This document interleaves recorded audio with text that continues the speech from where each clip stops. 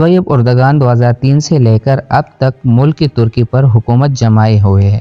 Tayyip Erdogan نے ترکی میں آزادانہ ماحول کو ختم کر کے ایک اسلامی ریاست بنانے کی کوشش کی اور کئی اسلامی قانون نافذ بھی کروائی ہے۔ ترکوں کی اگر پرانی تاریخ دیکھیں تو 1289 سے لے کر 1923 تک ترکی میں اسلامی قانون نافذ چلتا رہا۔ خلافت عثمانیہ نے بڑی طاقت کے طور پر کافی دیر تک اپنا راج ترکی پر جمائے رکھا، اس لیے ترکی کو خلافت عثمانیہ کے نام سے بھی جانا جاتا ہے۔ خلافت عثمانیہ کی حکومت اتنی بڑی تھی کہ جب خلافت عثمانیہ کا دور ختم ہوا تو اس سے بے شمار ملکوں نے جنم لے لیا۔ خلافت عثمانیہ، جس کو ہم انگریزی میں دی گریٹ ottoman امپائر بھی کہتے ہیں، جس سے خلافت عثمانیہ کی حکومت ختم ہوئی اور ترکی کو ایک سیکولر ملک بنا دیا گیا، جس میں نماز پڑھنے پر بھی پابندی عائد تھی۔ آپ کل عام اپنا عبادت نہیں کر سکتے تھے اور ترکی سے اسلامی تعلیمات کو بالکل ختم کر دیا گیا۔ جب مصطفی اتا ترک نے اپنا حکومت رائج کیا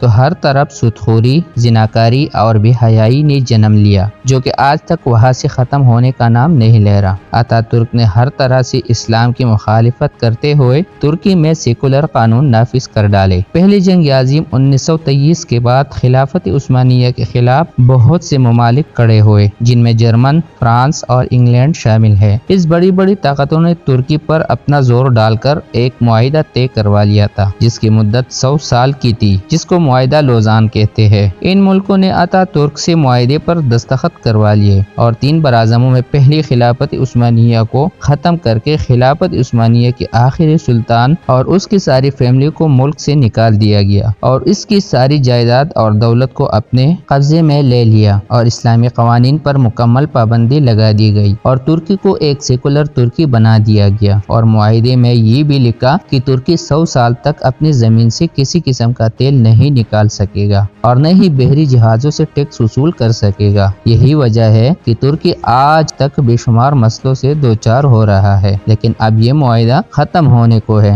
اسی لیے یورپ اور دنیا کے بڑے بڑے ملکوں کی نیندیں اڑی ہوئی ہے، کیونکہ جولائی 2023 میں ترکی ایک خود مختار ریاست بن جائے گا۔ پیارے بھائیو، آپ نے دیکھا ہوگا کہ طیب اردگان اپنے اسلامی ملکوں سے کتنا محبت کرتے ہیں۔ اردگان اپنی پوری طاقت لگائے گا کہ ترکی میں دوبارہ سے اسلامی قانون نافذ ہو۔ اردگان مسلمانوں سے بے پناہ محبت کرتا ہے اور ترکی میں اسلامی قانون کے مطابق زندگی بسر کرنے پر زور دیتا ہے۔ اس لیے ترکی میں اور بعض دوست اسلامی ملکوں میں اس کو سلطان کا نام دے کر خلافت عثمانیہ کے دور کی یاد کو دوبارہ سے تازہ کرتے ہیں۔ یہی وجہ ہے کہ جو ممالک مسلمانوں کے خلاف ہے وہ ڈر رہے ہیں کہ اردگان ترکی کو پھر سے اسلامی نظام میں نہ بدل دے۔ ناظرین، شاید آپ کو یاد ہوگا کہ 15 جولائی 2016 میں جب ترکی کی فوج نے ملک کے ساتھ بغاوت کرنی چاہی اور ملک میں مارشل لا لگا کر اردگان کو گرفتار کرنے کی کوشش کی گئی تو طیب اردگان نے اپنے جوشیلے ورکروں کال پر پیغام دے کر کہا کہ اپنے گھروں سے باہر نکل کر اس پستائی طاقت کا مقابلہ کرے۔ لوگ اپنے لیڈر طیب اردگان سے بہت بے پناہ محبت کرتے ہیں، اس لیے ترکی کی عوام نے اپنی محبت کا اظہار کرتے ہوئے اپنی جان کی پرواہ نہ کرتے ہوئے فوجی ٹینکوں کے آگے لیٹ گئے۔ فوج نے عوام کا جوشیلا فن دیکھ کر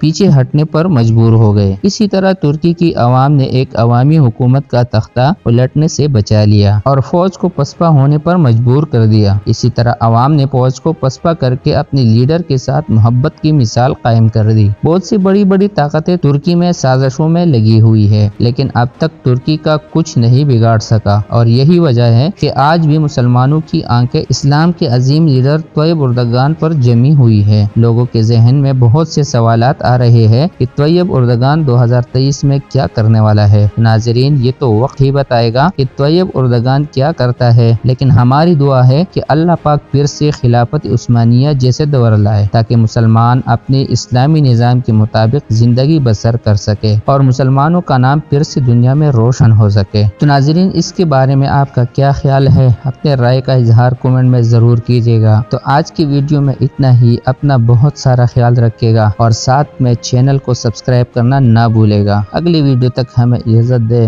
اللہ حافظ۔